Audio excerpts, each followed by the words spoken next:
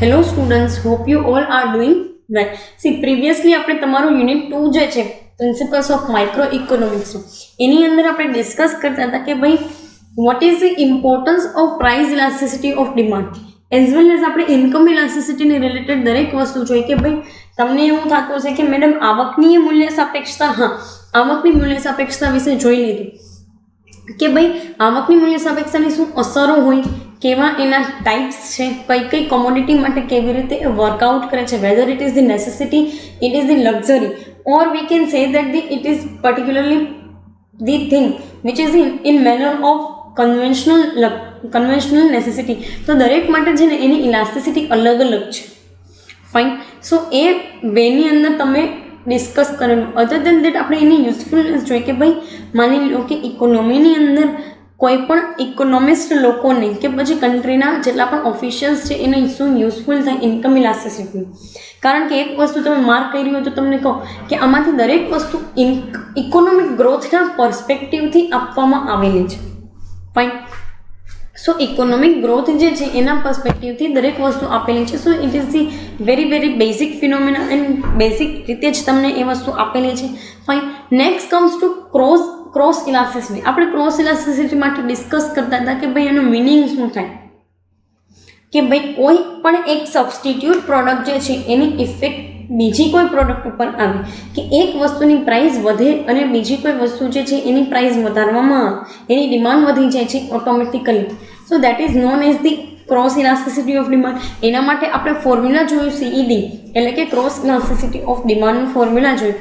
શું તો કે ભાઈ proportionate change in quantity demanded of Y which is the ultimate effect of proportionate change in the price of X.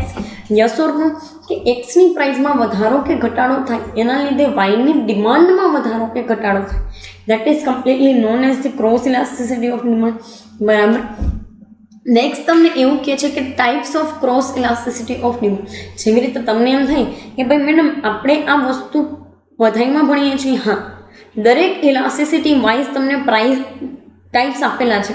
જેમ price ઇલાસ્ટિસિટીના હતા elastic, ઇનઇલાસ્ટિક, perfectly ઇનઇલાસ્ટિક ને unitary elastic. બરાબર. દેન ઇન્કમના part હતા કે ભાઈ પોઝિટિવ, નેગેટિવ અને ઝીરો, જેમાં પોઝિટિવના 3 પાર્ટ હતા. બરાબર. કે unitary, greater than unitary and less than unitary. આવી તમામ વસ્તુઓ જોઈ લીધી તમે. Now we are focusing on to the types of cross elasticity of demand. બરાબર. એમાં પહેલો તમને ટાઈપ આપેલો છે positive cross elasticity of demand. તમને એમ થાય ક્રોસ ઇલાસ્ટિસિટીમાં પોઝિટિવિટી? યસ.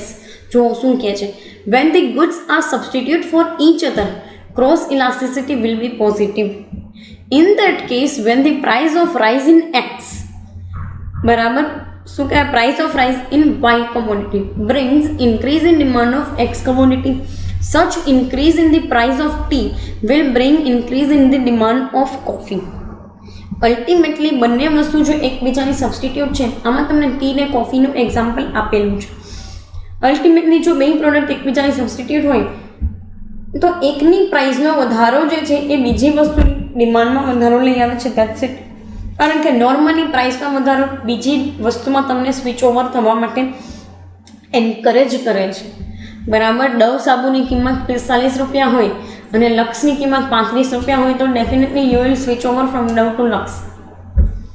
બરાબર. વાય શું? કોઝ યુ નો કે 45 રૂપિયાની પ્રાઇસ છે, 10 રૂપિયા એક વસ્તુ કરતાં વધારે છે. તો અલ્ટિમેટલી 45નો થાય એટલે તમે સ્વિચ ઓવર થઈ જાઓ છો કઈ વસ્તુની અંદર? તો કે બીજી કોઈ પ્રોડક્ટની અંદર. તો એ પ્રોડક્ટની ડિમાન્ડ અલ્ટિમેટલી વધી જાય. Yes or no? ફાઇન. સો એ મેનરની અંદર તમને positive cross elasticity of demand આપેલું છે કે ભાઈ વાયની પ્રાઇસમાં વધારો થવાથી એક્સની ડિમાન્ડમાં વધારો થઈ જાય છે. Fine. This is all about the positive cross elasticity of demand. Yes or no? Then comes to negative cross elasticity of demand.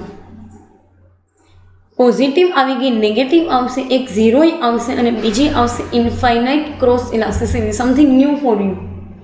બરાબર. જોઈ લઈએ. નેગેટિવ ક્રોસ ઇલાસ્ટિસિટીમાં શું કહે છે તો કે when goods are complementary goods cross elasticity will be negative. It means price in rise of commodity Y will bring proportional fall in demand of X. This is so because both the commodities demand are together in the market by consumer. એટલે automatically તમને એક વસ્તુ કહી દો કે x માની લો કે Y commodity જે છે એટલે ટાયર લઈ લઈએ, ટાયર જે છે એ લઈ લઈએ, માની લો કે મોટા મોટા ટાયર જે છે, પછી એ ટ્રકના હોય કે કારના છે કે ગમે તે વસ્તુના ટાયર છે, ટાયરની ડિમાન્ડ લઈ લઈએ. ટાયરની પ્રાઇસમાં જો વધારો આવશે ને તો લોકો એટલે કે ઓટોમોબાઈલ કંપનીઝ જે છે ને એ ટાયર લેવાનું બંધ કરે અથવા તો ઓછું કરી નાખે, તો ઓટોમેટિકલી ત્યાંથી પ્રોડક્શન ઓછું થઈ જાય. યસ ઓર નો? અને પ્રોડક્શન જેમ ઓછું થાય ને એમ પ્રાઇસમાં વધારો આવે. શેની? તો કે કાર્સની કે ઓટોમોબાઈલ્સની પ્રાઇસમાં વધારો આવે. તો પ્રાઇસમાં વધારો આવે તો ત્યાંથી ઓટોમેટિકલી ડિમાન્ડ ઓછી થઈ જાય. શું કામ આવું થાય? અને નેગેટિવ શું કામ ક્રોસ ઇલાસ્ટિસિટી થઈ જાય? કારણ કે બે વસ્તુ કોમ્પ્લિમેન્ટરી છે, એકબીજાના પૂરક છે. એટલે એકના ભાવમાં વધારો આવે ને તો ઓટોમેટિકલી બે વસ્તુની પ્રાઇસ જે છે, બે વસ્તુની ડિમાન્ડ જે છે ને એ ઓછી થઈ જાય. નો ડાઉટ વાયના પ્રાઇસ રાઇઝના લીધે એક્સની તો ડિમાન્ડ ઓછી થાય જ છે, સાથે સાથે વાયની એ ડિમાન્ડ ઓછી થઈ જાય. Yes or no? That you know. બરાબર. કારણ કે મેં તમને એક્ઝામ્પલ આપ્યું ને કે વાય તરીકે તમે ટાયરને લઈ લો, ટાયરની પ્રાઇસીસની અંદર બહુ બધો જે છે એ રાઇઝ આવે છે, એકદમ એક્સ્ટ્રીમ લેવલના પ્રાઇસે છે. હવે છે ને ઓટોમોબાઈલવાળા ટાયર લેશે જ નહીં વાય પાસેથી, એટલે કે વાય કોમોડિટી લેશે જ નહીં, તો ઓટોમોબાઈલનું પ્રોડક્શન ઓછું થાય. જેટલું ઓછું પ્રોડક્શન એટલી સ્કેરસિટી, જેટલી માર્કેટમાં સ્કેરસિટી ને એટલો ભાવ વધારે, તો ડિમાન્ડ ઓછી થઈ જાય છે, એટલો ભાવ વધારે એટલો ડિમાન્ડ ઓછી. ફાઇન. તો ઓટોમેટિકલી બે વસ્તુની ડિમાન્ડ ઓછી થઈ જાય છે. એકની પ્રાઇસ વધવાના લીધે બેની ડિમાન્ડ ઓછી થઈ જાય. વાયની તો થાય જ, પ્રાઇસ રાઇઝ છે એટલે તો normal law of demand according to, but એક્સની એ થઈ જાય. બરાબર. કારણ કે એ એની સાથે યુઝ થાય છે. ફાઇન. નેક્સ્ટ તમને કીધું છે zero cross elasticity of demand. When goods are not related to each other, cross elasticity will be zero. It means goods are neither substitute nor complements. ગુડ્સની ક્રોસ ઇલાસ્ટિસિટી ક્યારે zero થઈ જાય? તો કે બે એકબીજા જોડાયેલા જ ન હોય, બે એકબીજા સાથે જોડાયેલા નથી, કોઈ પણ રીતે નથી. આમાં તમને પેટ્રોલ અને ક્લોથ્સનું એક્ઝામ્પલ આપેલું છે. કપડાં અને પેટ્રોલને શું લાગે વળગે? તો price of increase in price of petrol does not affect the demand of clothing. This is a simple phenomena that you all know. બરાબર. એ તમને ખબર છે. શું કામ? કારણ કે પેટ્રોલ અને ક્લોથિંગને કંઈ લેવા દેવા જ નથી હોતા. બરાબર. બટ હા, ઘણી બધી એવી વસ્તુઓ છે કે જે અલ્ટિમેટલી સબસ્ટિટ્યુટ અને કોમ્પ્લિમેન્ટરી કેટેગરીમાં નથી આવતી ને, તો એનું પોતાનું ઇમ્પોર્ટન્સ હોય છે.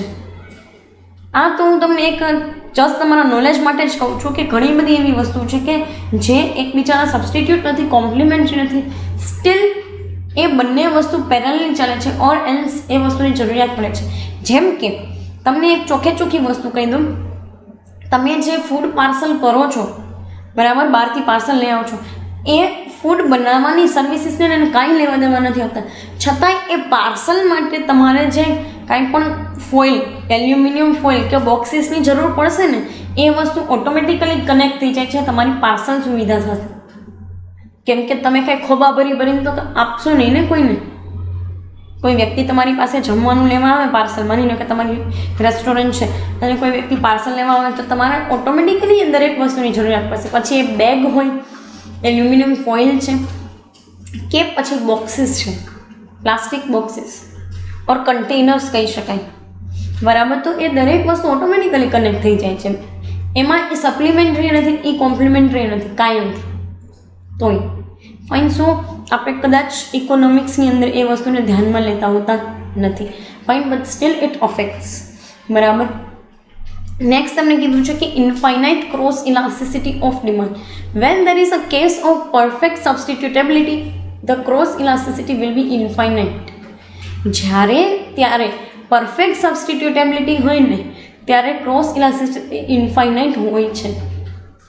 એટલે એવું કે જેમાં બે વસ્તુની લાક્ષણિકતાઓ એક જ જેવી હોય ને, એક જ જેવી વસ્તુઓ બનાવતી હોય. એક લાઈન તમને કહી દીધી છે ચોખ્ખી, એના સાઈડથી જ કહી દીધેલી છે. હું તમને કહ્યું પહેલાં કે આવી વસ્તુ પ્રેક્ટિકલી ક્યાંય મળતી નથી. કોઈ પ્રેક્ટિકલ એન્વાયરમેન્ટની અંદર ક્યાંય પણ ઇન્ફાઇનાઇટ ક્રોસ ઇલાસ્ટિસિટી હોતી નથી. Yes or no? And why so it is, કારણ કે ક્રોસ ઇલાસ્ટિસિટી જે છે ડિમાન્ડની એ ક્યારેય પરફેક્ટ વેની અંદર ન હોય, કોઈ વસ્તુ એકબીજાના પરફેક્ટ સબસ્ટિટ્યુટ ના હોય. ફાઇન. પેટ્રોલ અને ડીઝલ કાર હોવી, બરાબર, તમે એ ક્યારેય એકબીજા સબસ્ટિટ્યુટ ના બની શકે. ડીઝલનું આખું મિકેનિઝમ, પેટ્રોલનું આખું મિકેનિઝમ, એની ડિમાન્ડ, પેટ્રોલની ડિમાન્ડ બધું અલગ છે. ફંક્શન્સ, ફીચર્સથી લઈને બધી વસ્તુ માની લો કે અલગ પડી જાય છે. તો કોઈ વસ્તુ એકબીજાની પરફેક્ટ સબસ્ટિટ્યુટ ના હોય. ફાઇન. સો એ મેનરની અંદર તમને કીધેલું છે. આ હતું પર્ટિક્યુલર આ સેશન માટે આપણે ડિસ્કસ કર્યું types of cross elasticity of demand. Coming સેશન્સની અંદર તમારા માટે બિલકુલ નવી વસ્તુ આવશે, જે છે measurement of price elasticity of demand. બરાબર. તો પર્ટિક્યુલર આ સેશન માટે આપણે અહીંયા સુધી રાખીએ. બાકી જે કાંઈ પણ મેઝરમેન્ટ છે, મેથડ્સ છે મેઝરમેન્ટ માટેની, એ કમિંગ સેશન્સની અંદર ડિસ્કસ કરશું. Thank you so much.